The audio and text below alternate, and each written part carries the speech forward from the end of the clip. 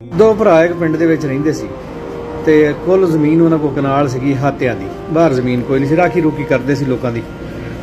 ਤੇ ਜਿਹੜਾ ਵੱਡਾ ਭਰਾ ਸੀ ਉਹਦੇ 3 ਬੇਟੇ ਸੀਗੇ, ਜਿਹੜਾ ਛੋਟਾ ਸੀ ਉਹਦੇ ਬੱਚਾ ਬੱਚੀ ਕੋਈ ਨਾ ਹੋਇਆ। 5-7 ਸਾਲ ਸ਼ਾਦੀ ਰਹੀ, ਸ਼ਾਦੀ ਫਿਰ ਉਹਨੂੰ ਤਲਾਕ ਦੇ ਦਿੱਤੀ, ਤਲਾਕ ਦੇ ਕੇ ਹੋਰ ਸ਼ਾਦੀ ਕੀਤੀ। ਹੋਰ ਸ਼ਾਦੀ ਕਰਨ ਤੋਂ ਬਾਅਦ ਵੀ ਜਦੋਂ ਬੱਚਾ ਹੋਣ ਵਾਲਾ ਹੋਇਆ ਤਾਂ ਪਿਓ ਅੱਲਾ ਨੂੰ ਪਿਆਰਾ ਹੋ ਗਿਆ। 5-7 ਸਾਲ 10 ਸਾਲ ਮਾਂ ਨਾਲ ਜੀਂਦੀ ਰਹੀ, ਅੱਲਾ ਨੇ ਬੇਟਾ ਦਿੱਤਾ ਉਹਨਾਂ ਨੂੰ। ਤੇ ਉਹ 10 ਸਾਲਾਂ ਬਾਅਦ ਮਾਂ ਵੀ ਮਰ ਗਈ, ਬੇਟਾ ਇਕੱਲਾ ਰਹਿ ਗਿਆ। ਬੇਟਾ ਵਿਚਾਰਾ ਹੁਣ ਘਰ ਸੌਵੇਂ ਤੇ ਡਰ ਲੱਗੇ। ਗਰੀਬ ਦੇ ਨੇੜੇ ਵੀ ਕੌਣ ਆਉਂਦਾ, ਨਾ ਕੋਈ ਮਾਮੇ ਦਾ ਨਾ ਕੋਈ ਚਾਚੇ ਦਾ, ਬਹਿਣ ਨੂੰ ਥਾਂ ਸੀ। ਮਾਂ ਪਿਓ ਮਰ ਗਿਆ, ਮੂੰਹ ਮਲਾਜ਼ਾ ਰਿਹਾ ਕਿਸੇ ਨਾਲ। ਚਾਚਾ ਦੁਸ਼ਮਣ ਬਣਦਾ ਸੀ, ਚਾਚੇ ਦੇ ਮੁੰਡੇ ਵੀ ਵੇਲੇ ਕੋਲੇ ਨੂੰ ਕੁੱਟਦੇ ਸੀ। ਉਹਨੇ ਮਸੀਤ ਤੇ ਜਾ ਕੇ ਸੌ ਜਾਣਾ, ਇਸ਼ਾ ਦੀ ਨਮਾਜ਼ ਪੜ੍ਹ ਕੇ ਮਸੀਤ ਤੇ ਸੌ ਜਾਣਾ। ਮੈਨੂੰ ਡਰ ਆਉਂਦਾ, ਅੱਲਾ ਦੇ ਘਰ 'ਚ ਮੇਰੀ ਮਾਂ ਕਹਿੰਦੀ ਹੁੰਦੀ ਸੀ ਡਰ ਨਹੀਂ ਆਉਂਦਾ। ਤੇ ਉਹ ਨਮਾਜ਼ਾਂ ਪੰਜੇ ਪੜ੍ਹਦਾ ਹੁੰਦਾ ਸੀ। ਇੱਕ ਪਿੰਡ ਦਾ ਬੰਦਾ ਉਹਨੂੰ ਕਹਿੰਦਾ ਮੈਂ ਆਇਆ ਤੈਨੂੰ ਸ਼ਹਿਰ ਨਕ ਦੇ ਕੰਮ ਲਵਾ ਦੇ। ਉਹ ਉਹਨੂੰ ਸ਼ਹਿਰ ਲੈ ਗਿਆ, ਉੱਥੇ ਜਾ ਕੇ ਕੰਮ ਲਵਾ ਦਿੱਤਾ।